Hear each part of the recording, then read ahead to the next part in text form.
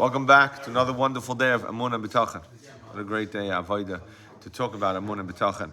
We're going to be learning a little bit from inside the sefer, a little bit. We've been talking a lot out. We'll learn a little bit inside, but of course what we're about to learn now has to do with, you guessed it, campaign season. Campaign is almost over, and when something's on your mind, you tend to focus on it much more.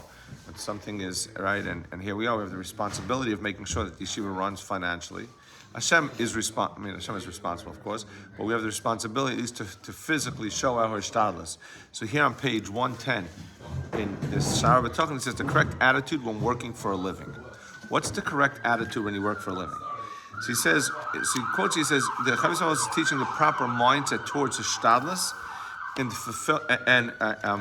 in this, that is a fulfillment of one's religious duty. Page 111, right? V'yechaven b'tirdas libay v'gufay b'sibim nasibas asiva. While occupied mentally or physically with a particular means of livelihood as pursued, one's intention should be, okay, so when you're busy in business, your intention should be for the sake of fulfilling the commandment of Hashem. That's it.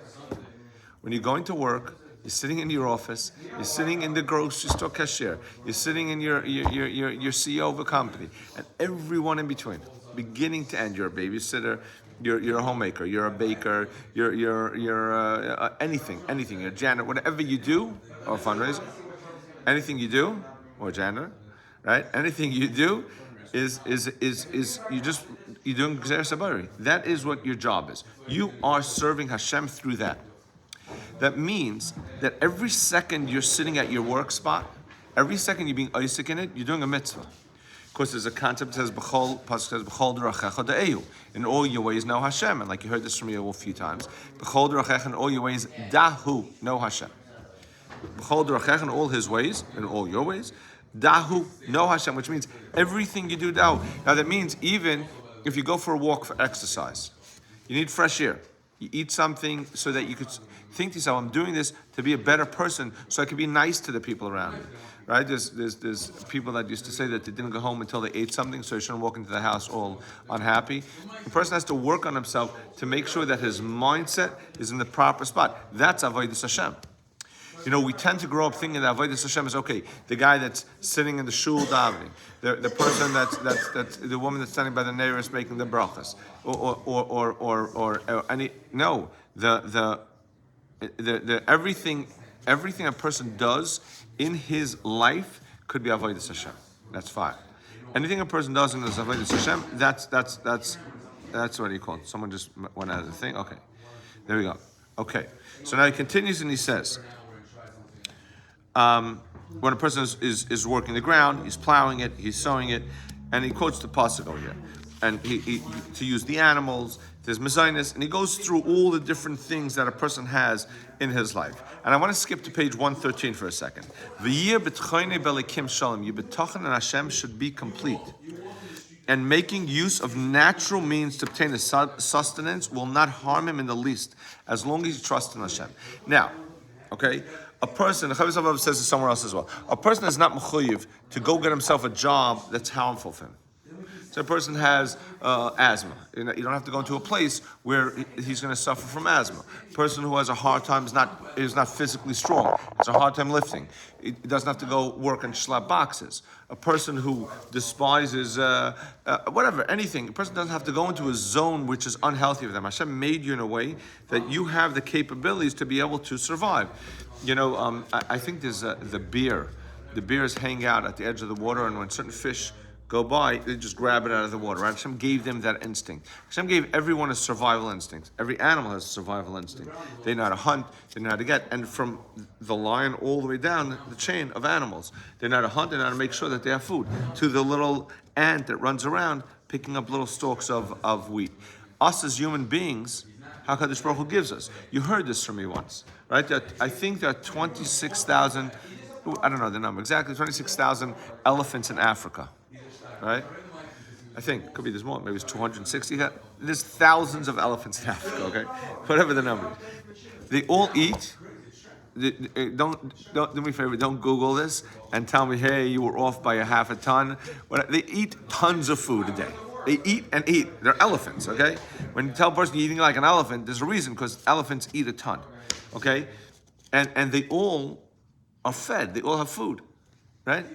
You don't hear like, on the news, 10,000 elephants died because there was not enough grass for them to eat. You don't hear that. Why? Because Hashem is noisin lechem l'chol basar. Hashem gives sustenance to every flesh, which means the elephant in Africa, the monkey in chimpanzee, right? The chimpanzee in Kalamazoo. Hashem gives everyone sustenance.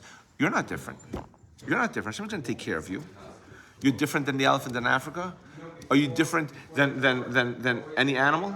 You're different than the little cockroach that finds things to eat. Excuse me for the weird example. You're not different than any of that. We have a mind, so what happens is it tricks us to thinking that we're in charge of our sustenance. We're not. What the Chavos Rav is saying is that a person has to say to himself, he's macham with all his mind, engaging for the sake of Hashem. And by the way, and Reb Zev, this goes through everything we have always been discussing of letting go. This is the concept of letting go. Emunah is letting go of the me in the picture. You know, Emunah means I'm letting go of thinking that I'm the one in charge. It's so hard. It's so hard. Especially, the different people have different personalities, but some people have personalities. They're the doers, they're the takers, that they take care of, will get it done. And then when you can't, or when it's out of your control, and Hashem is you realize Hashem is the one in charge. It's not you. It's all Einovad. It's all the Eibishter. So listen what he says here. He says he should rather trust in Hashem regarding his livelihood, and he should know that all various avenues by which to obtain the same as Creator, he will provide livelihood through whatever avenue he wants. HaKadosh Baruch Hu could give you however he wants. If a guy is a shoemaker, he could become a millionaire. If a guy is a contractor, he could do well, he cannot do well. The guy owns 50 buildings, he cannot be able to put bread on the table because all his money is tied up in the buildings, right? We know that. We know that just as well as everybody else. You know, as you get older, as a little kid, you always think, wow, that guy has money. Look at his house. Whoa, he's great, right? It's always, we look at the other guy and we envy. That's the way we grow up. We always see like, wow, right? And we think that guy has, well, everybody has the struggle on their level, on different levels. The people that might have a beautiful amount of money, but they're missing other things in their life. The people that might have beautiful things in life, they're missing money. The one that's in charge is Hashem. So letting go means Einoid Movade. And this campaign specifically, and you know, it's so beautiful, we're learning Emunah together. This campaign that we've been doing specifically is yelling at me. The campaign is yelling at me. Don't just give the share. Remember that I'm not in charge. We might send out the links. We might send an ask, and we might be like, "Oh my gosh, that guy that gave me $5,000 last year for the yeshiva doesn't answer." It doesn't matter.